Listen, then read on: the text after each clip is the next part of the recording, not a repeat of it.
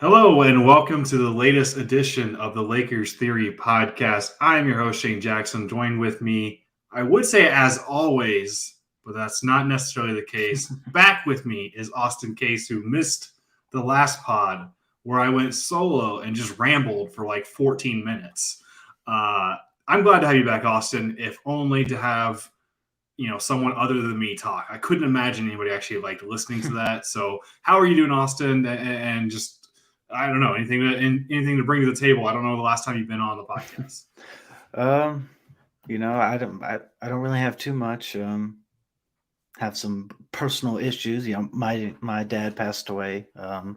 For anybody that listens and doesn't know, that much about me, I didn't have a close relationship with my dad. Um, that's that. But when he passed away, I still went down there to be with family. I got to meet new family. Mm-hmm. That's kind of what's been taking up my time. Haven't really had time to watch any Lakers games, except for last night. I sat down and committed to it. Um, Yeah. it was good to watch them play and play well for the most part. Yeah, obviously you had good reason for not being here, but we have missed you. If only for me not to talk as much, but I'm sure the listeners and viewers of this podcast have missed you as well. So because this is your first podcast back, and we've missed you so much, I will give you a chance to rant about Russ. You can do that now, or we can say that for later. Which do you prefer? Um, I think saving it for later is probably Okay. better. All right. Well, let's start. We can talk about the Magic game. I didn't watch much of this, admittedly. I would, anybody who watches this podcast knows I'm a Ravens fan, and Lamar got injured yesterday. It was pretty sad in general, so I just stopped watching. Not as good of an excuse to be sad as you necessarily, but I stopped watching Lakers basketball a little bit last night. So, but caught a little bit today, and read up as much as I could about it.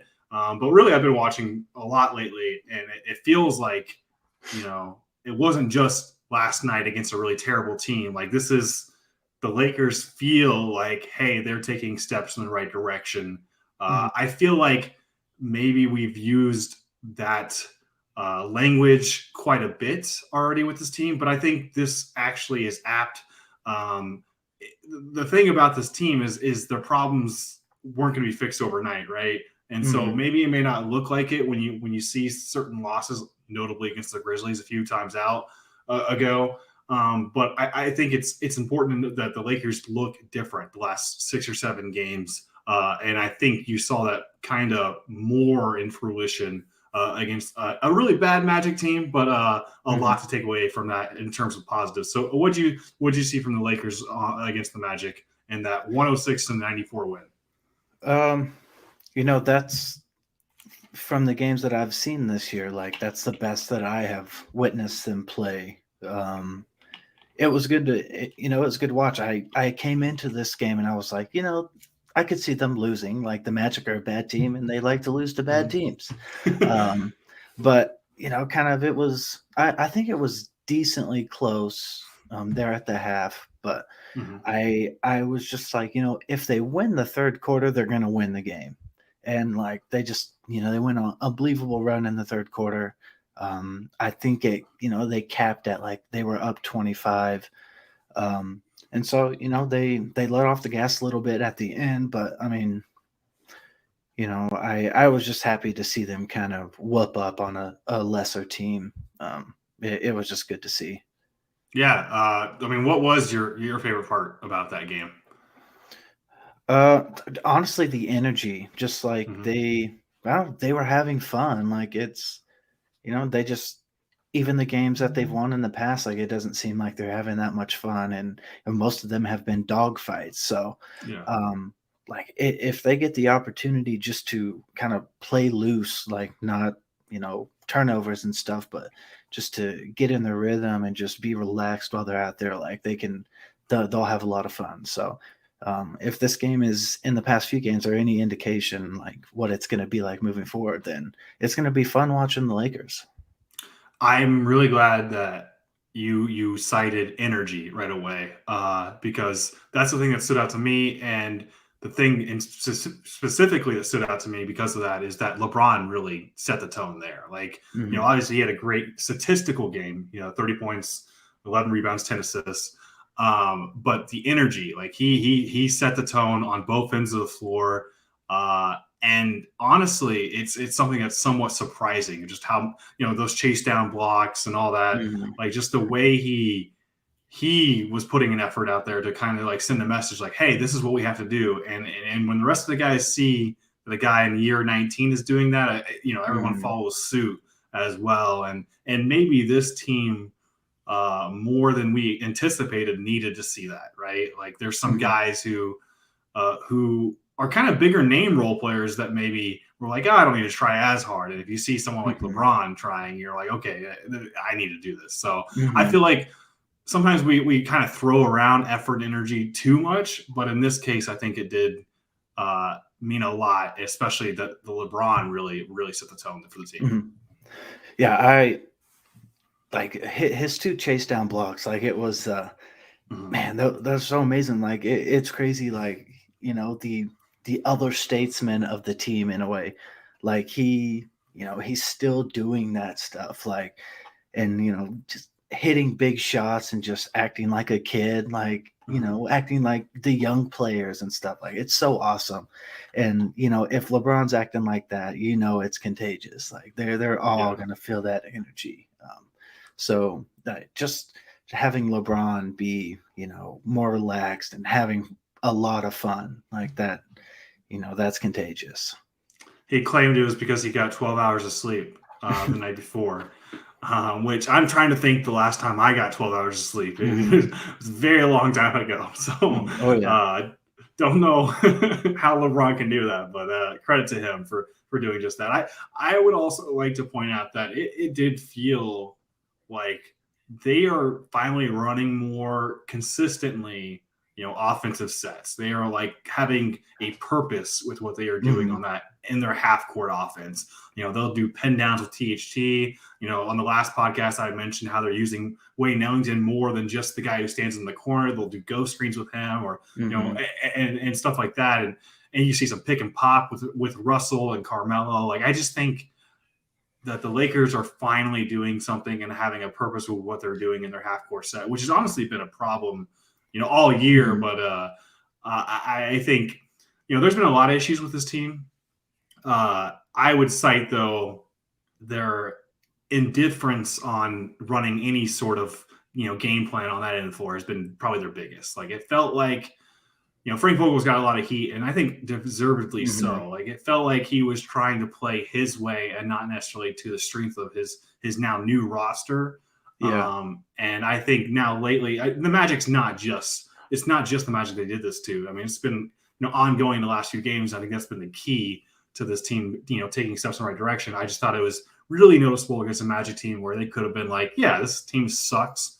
We're gonna, half-ass it and still beat them by Mhm. 8-10 points, but they actually had a plan and they got up as many as 25 by executing said plan. And Mhm. that's what you got to do when you're still trying to like piece it all together and get everybody to establish their roles and be the best version of yourself down the road. So I think last night was an indication of maybe what's to come, and that's what makes me the most excited about this team. Yeah, I remember seeing something someone said like Vogel he doesn't know how to coach with, 3 stars. Like Mm-hmm.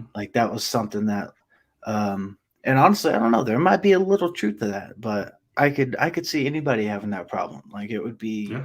it would be hard, but um yeah, I honestly feel like they're starting to piece it together. Like I Yeah. missed a few weeks of basketball, so I was watching them be very shitty, and then they, they played the Magic, and I was like, oh wow, like Mm-hmm. it was a complete turnaround for me. So like I think they're starting to figure it out. I saw that Ariza and Kendrick Nunn, they're getting Mm-hmm. close. So, that's also something to look forward to. I don't, they talk like Ariza is going to be a huge like key Yeah. to turn the team into a championship contender. Um, so I don't know how truthful that is. I don't know how if he can really be the key that unlocks this team. But if they believe it in the house, then no, Yeah. I'm gonna trust it until I have something otherwise. Yeah. No, I think that makes a lot of sense. I really had a point. I already forgot about it, what I was going to say. But you said kind of like figuring it out and maybe what that all means is the big question, right? Like if they, Mhm. I mean, maybe they are piecing it together, but does that mean like all of a sudden we're back on, hey, this team can win a title? I don't necessarily know if I'd go that far, but it does mean Yeah. that I am more optimistic than I was, 3.5 weeks ago about this team, uh, Mhm. and that I think there's a version where this group, this personnel, can have success. Now, what is Mhm. success? Is it the finals? I don't know, but it certainly feels like it's still possibly this could be a top, 4 seed in the Western Conference if they put it all together. So I think we're still trying to figure that part of out Mhm. of all this puzzle and stuff. But to me, that it's still exciting. And a few weeks ago, I don't know if I would have admitted to like ever being excited about this team again. Mhm. Yeah, you know, a few weeks ago, it was hard to like commit to watching them, mainly for me because it's like 9:30 game time, and I'm Yeah. up until midnight watching them. So uh, that played a key into it. But like when they're not playing good and they just look crappy, like I don't want to be exhausted tomorrow for to watch crappy basketball. But I don't know, man. They looked a lot better to me and yeah. much more enjoyable to watch. I think I said this on an earlier podcast. I don't know, maybe not on the podcast, but I said it at some point that Mhm. like DeAndre Jordan just needed to be out of the lineup. And Yeah. I from what I was looking at on Twitter and stuff, it seemed like once they made that move, like things started to get a little better. Yeah. I was just like, right, he's terrible. Um, Yeah. Helps with spacing. yeah. LeBron at the Oh center yeah. minutes have helped a lot. That's been a lot of fun as Mhm. well to watch that kind of dynamic as well. And I do think it's important to note that like the last 6 or 7 games, this kind of like recent run has coincided with LeBron like playing a lot Mhm. better. Like I think there was some reason and logic to, LeBron was out of the lineup, in and out of the lineup, and then he had that Mhm. COVID situation and all this different situations where it just didn't feel like he was able to get into rhythm, and now maybe he's doing that, and maybe that's the difference with this team, right? And even when they were struggling without him, right? We always Mhm. said it doesn't matter because this version of this team was never going to contend for a title. So Yeah. I think that's important to remember. As long as we have, LeBron looking like this, the Lakers are Mhm. always going to have a shot. Oh yeah. And maybe people were a little bit too premature in rushing to say that he's maybe not as good as he once was. But we'll see. It's still a long season. We'll see if he can maintain this. But I would Mhm. like to see. I mean, this next few games are pretty key. It's a little road trip here with Dallas and Minnesota, and then maybe Chicago. Don't know if they'll actually end up playing with all the COVID situation happening. But Mhm. the last podcast when I was by myself, I said the key was to kind of maintain some sort of momentum because we hadn't seen that. 2 wins is about as much momentum as we've seen from this team. Yeah. So maybe you can string a couple more wins together. I'll even feel even better. Yeah, I was just thinking about that. Like if this team could get to like 6 or 7 games above 500, like that would be a step to me. Mhm. Like, the version that they see themselves and that we know that, what we want to see, like that would be a step to obtaining that goal. And so, like, yeah, I know what did you say, a 5-game road trip? Is that It's it? only a 3-game road trip, right? Okay, Yeah, okay. it's I've already lost it. Oh yeah, Dallas, Minnesota, Chicago, and then they come back home against Okay, okay, Phoenix on December 21st. okay. Yeah, I mean, you know, getting what 5, 6, 7 games over 500 like that Mhm. has to be a goal at this point. Like things are starting to look better, things are working out more. Like take that next step, and then Yeah. yeah, like Yeah, because then the schedule's going to get harder. Yeah. So you'll be able to measure yourself real good there. Mm-hmm. We've already been talking too much, but I did want to give you some time to complain about this Russ quote that has gotten you triggered the last couple of days or last 24 hours, whatever it's been. You've been complaining about it over to me. I want to give you the floor to complain about it to the podcast listeners. So I just saw on Twitter that Russ said something to the lines of, if they win a championship, great. If they don't, it's not a big deal. Or, he just kind of brushed it off where, life goes on. I think that's what he said. Life goes on. Yeah. Me as a fan, that's not necessarily what I would want to hear from one of the 3 stars on the team. Like they brought you here to help win a championship. And so if you're not necessarily, they're focused on it, but if it's not that big of a deal to you, then maybe, you don't fit in with the culture that they're trying to build. So, I just had a problem with that. It doesn't seem like he, it's not championship or bust for him because life goes on, which it does. That's a fair thing, but absolutely. We want to win a championship. So if you don't want it as bad as everyone else, then you're not going to fit in. That's kind of my standpoint. Yeah. So I believe this was his exclusive interview with Dave McMahon from ESPN. I'm pretty sure. I might be wrong on that one. I can't remember the story now, but it came through a story that was a feature on him, I believe. So that was the quote. Usually I'm better about citing that. So I'm sure anybody who's listening to this has read the article, but if not, go look it up. But yes, I bet when you're in those interviews, right, you're a little bit more candid in those situations because you developed a relationship. I bet AD, if you asked AD the same exact question, he would have a similar response, right?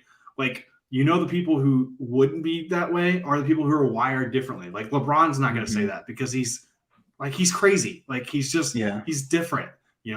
Kobe was different. Michael Jordan was different, but not every professional athlete is like that. Not every professional athlete is like, I have to win a title and I will kill literally anyone to do so. They're just not wired that way, or they're not creating this fake motivation to play better on a random night. There's those type of athletes are just programmed differently. Whereas you can still be very competitive and very good and make it to this league like Russ and not be like, yeah, I have to get a championship. But I can see how reading that quote as a fan would rub you the wrong way. And I feel like you're just being a hater a little bit, but I'm trying to understand your reasoning a little bit to it as well. But I think Russ would have worded that maybe a little bit differently if he had known that other fans would see that and feel the way that you did. So I'm sure you're not alone. I'm just trying to rationalize it a little bit.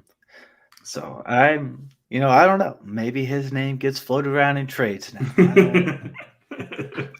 Because of a quote. Hey, I'm telling you that it's a mindset. That's not the type of mindset that you want to hear from one of your star players. Well, it's not the type of mindset I want to hear. As people know who are watching this podcast, listening to this podcast, from the last podcast, I had placed a bet on the Lakers to win a title. And then they immediately lost to the Grizzlies right after that. So that was kind of alarming.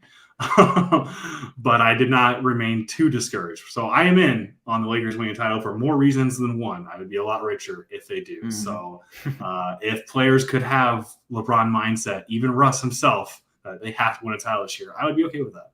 So we've already talked way too much. I really just wanted to have you back now that you're in the fold again and kind of get your thoughts on this team. But I think the overall sentiment is that we believe that they're making strides. Maybe it's not something that you can see clearly overnight, but it's a few steps in the right direction. And let's see where they go from here. We'll probably do a pod, a couple times this week after some big games, and hopefully they're after wins.